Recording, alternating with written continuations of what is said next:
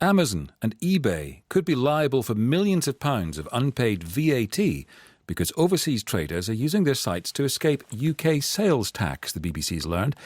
The online marketplaces could be in breach of EU law for not spotting and adequately dealing with the tax evasion, which is thought to be worth hundreds of millions of pounds a year.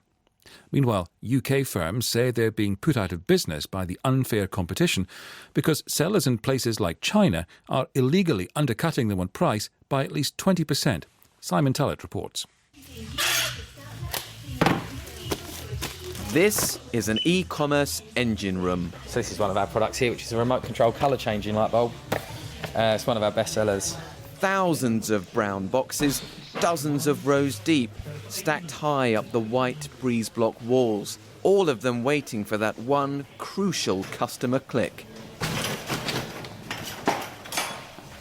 But for now, they belong to Saffield Distributions.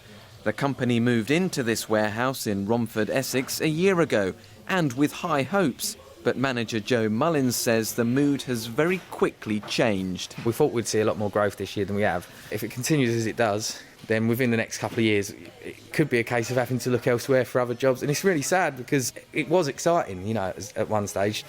But now there's competition that's not fair, you know what I mean? I don't really know what we're going to do, to be honest. That competition isn't just unfair, it's illegal.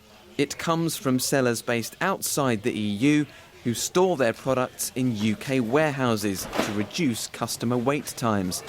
In return for that convenience, they have to register for VAT, but they don't, in droves. Paul Milashevsky-Reed has been the lead officer on e-commerce for UK trading standards for most of the last decade.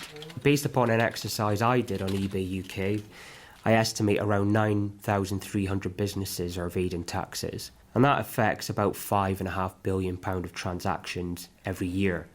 It's likely that there's similar problems on Amazon and the other marketplaces, and so we could easily double that figure to 10 billion, which equates to around £2 billion of tax evasion annually.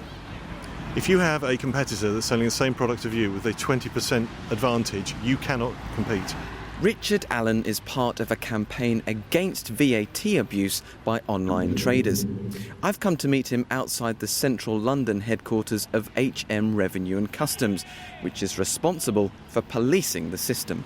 They are very much an old-fashioned model of enforcement of high street retail, and they're not really up to speed with the tricks of the trade that go on within online retail.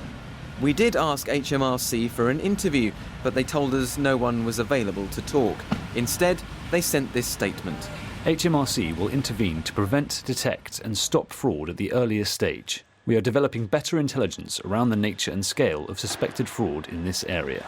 But it's not just the traders and HMRC who have questions to answer. What about eBay and Amazon themselves? Not only does this evasion take place on their websites, but some of it also passes through their own warehouses, like this one. Rita Della Feria is Professor of Taxation Law at Durham University. There is possibility that Amazon or eBay will be held liable for the VAT that should have been paid in the UK. HMRC has to prove that eBay or Amazon should have known that the non-UK trader was committing fraud. This is a lower threshold than you might think. Both eBay and Amazon declined to be interviewed. But in a statement, eBay said, eBay reminds all of its users of their need to comply with their legal obligations. We will cooperate with HMRC in all cases where HMRC provides evidence of underpayment of taxes. And here's Amazon's response. We do offer tools and information to assist sellers with their compliance, but we don't have the authority to review their tax affairs.